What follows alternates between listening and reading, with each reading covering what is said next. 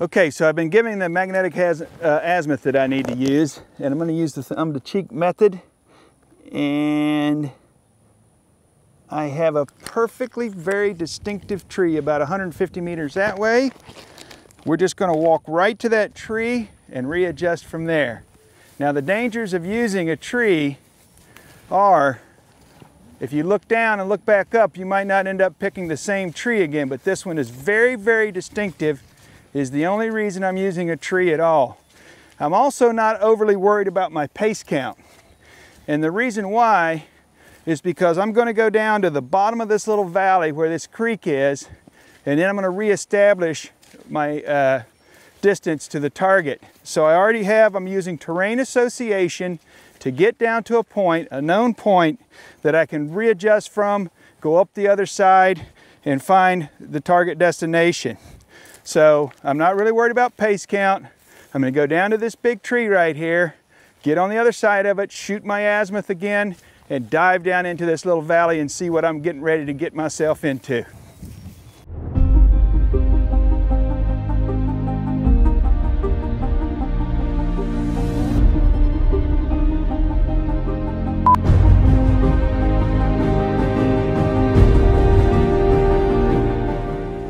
Just as it says on the map, there's a creek. Unfortunately, it's got a little bit more water than really I anticipated.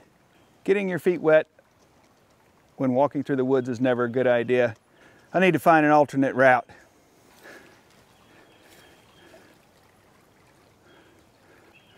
I think I can make that little jump right over there, and then I'm going to have to deal with some woodland on the other side, but I got to get to the other side of the creek before I can even worry about that.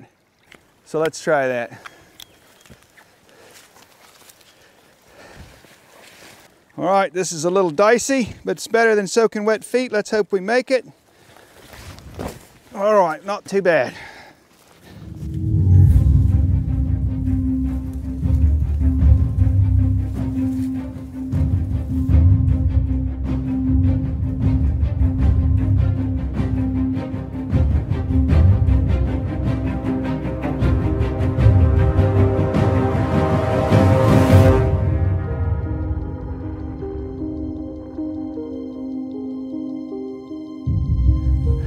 Now that I got out of that little hellhole, get back on my azimuth.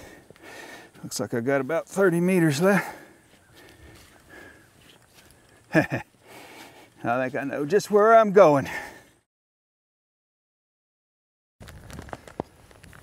Looks like you could have used this. Yeah, no kidding. Oh, and a new grid. Let me guess. It goes back across the creek. Let me go check it out. Here, film this. All right, let's see where that takes us. That almost looks like it's leaving me on the edge of the creek. 114 degrees. Magnetic azimuth. And we are traveling about 350 meters.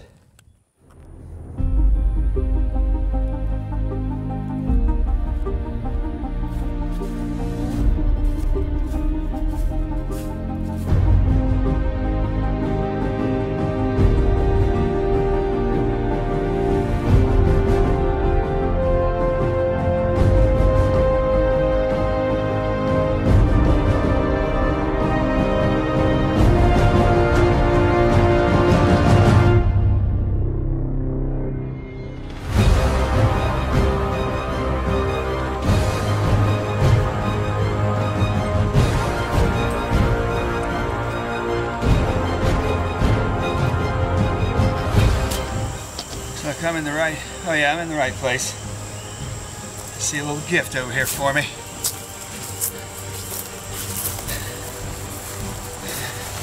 You guys are taking good care of me. I love it.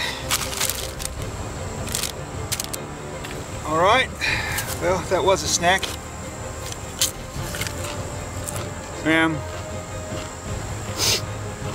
Another grip back across the creek.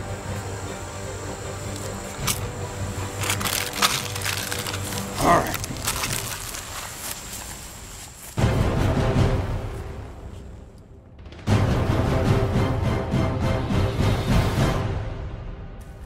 Well, clearly, I have a little bit of a problem with my azimuth here. As you can see, I've got another creek crossing, but what I don't like about this creek crossing is it's very steep. I could really injure myself trying to crawl down this edge right here and go straight across, so I'm going to have an alternate way. Now, there's a couple ways I could do this. I could try and shoot a bunch of azimuths through the woods and box back around to get to this, or I could do a little field expedient cheating and just mark my spot to get back to. And I think that is what I'm going to do. So what do I have? Let's see. I don't want to throw any of my usable gear across. All right. Empty water bottle. But that's not going to make it across without a little bit of weight in it. A few rocks. Now, I don't want anybody to think we're going to be littering today. The purpose of putting weight in this water bottle is to get it across the creek and give me a quick reference point just to come back to, stand on my water bottle. Basically, I'm tossing it in my azimuth, pick the azimuth back up, and keep going.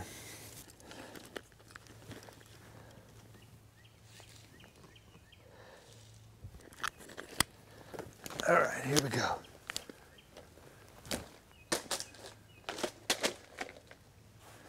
All right.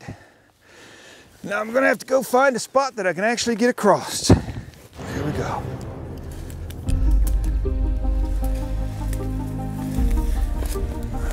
Looks like a good spot.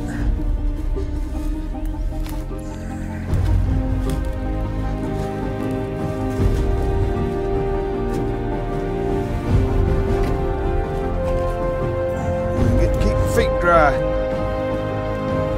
I gotta do is go find my water bottle.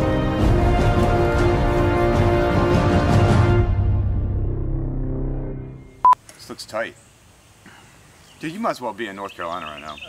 I had to negotiate that steep part of the creek over there. We successfully negotiated across the creek. As you knew, I threw my marker over, went around, found a softer spot, got back to my marker. I've picked up my water bottle, stowed it in my backpack so we're not littering the land. And now I've got to get back on my azimuth, and that was the purpose of throwing the marker out here to begin with. So I'm going to take a bearing with my compass, get right back on my azimuth, and we're moving out.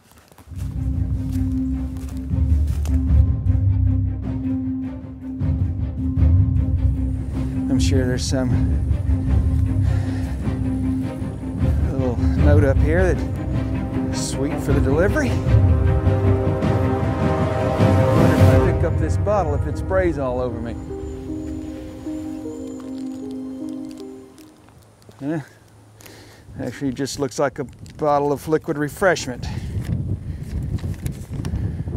for the chips. Should check it for cyanide. Oh, and a new grid. All right. Well, I'm going to sit down and actually drink a sip of this and plot this on the map.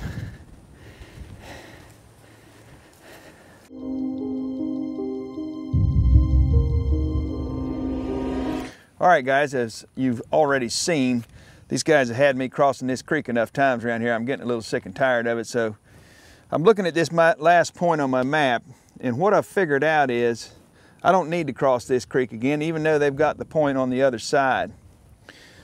We're going to use a different method to get to the last point that I need to get to, called boxing or avoiding an obstacle. Let me show you how that works. So I've asked our art department to help me put this together. And this is what we come up with that'll better explain exactly what I'm going to do here to keep from crossing that creek. You can see my contour lines here come to a sharp and abrupt stop right here, which actually means the elevation ends, the creek and everything pretty much ends down here. So there's no real reason for me to take this 123-degree azimuth through the creek. I'm going to use a method called boxing or avoiding an obstacle. And what I'm actually going to do, as you can see, this is north. So I'm just going to walk around the tip of this and get back on to my azimuth line so that I continue to my end point. And here's how I'm going to do that.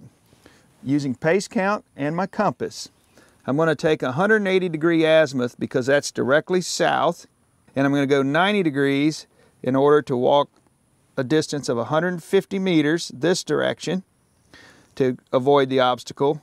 And then I'm doing the back azimuth of 180, which is actually 360, and I'm going to walk 170 meters to join back up with my line on my azimuth. Once I get here, I know I've already traveled 150 meters, so then I'll pick up my pace count and travel the rest of the distance to my end point. I'm at the end of my first leg. I've gone my 200 meters at 180 degrees. As you can see, I'm at the end of my obstacle over here. And now I'm going to take my 90-degree turn in order to do this leg.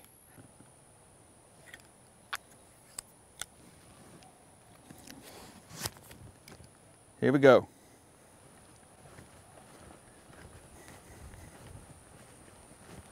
Problems, but I'm not sure that's one of them. All right, there's the light. Yeah.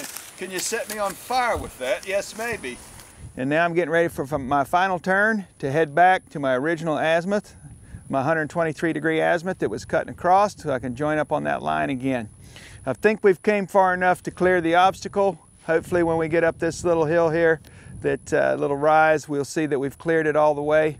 And so now I'm going to do a turn to our 360-degree azimuth.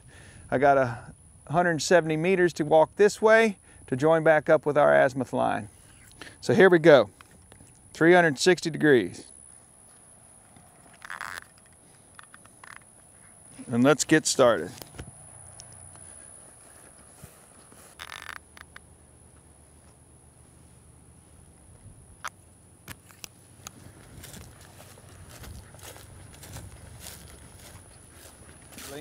I'm going to do that. We got to cut. It's just... Can't hold still.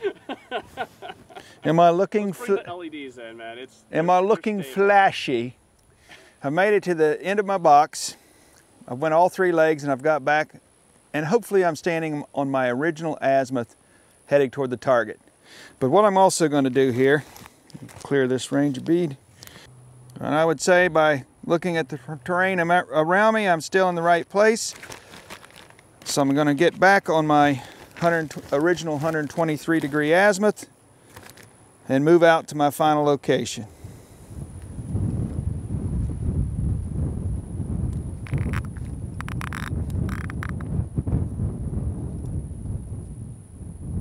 Here we go.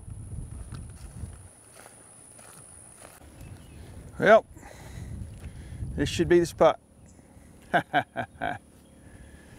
Alrighty then. What do we have here?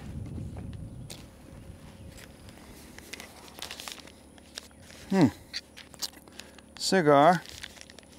A way to get into it and a way to light it. Save that for later. Probably ought to check this for booby traps. Don't see any grid coordinates. Must be the end of the line. Let's recap what we've learned. How to use a map, plotting grids, plotting azimuths, converting azimuths, how to navigate, tough terrain, crossing creeks, different things like that. We also learned boxing. We've learned a lot of things here today. We also got some more to teach you, so stay tuned. Well, I don't know, mate. I'm about teached out for the day. Watch out for chiggers, ticks, and wallabies. That's all I got.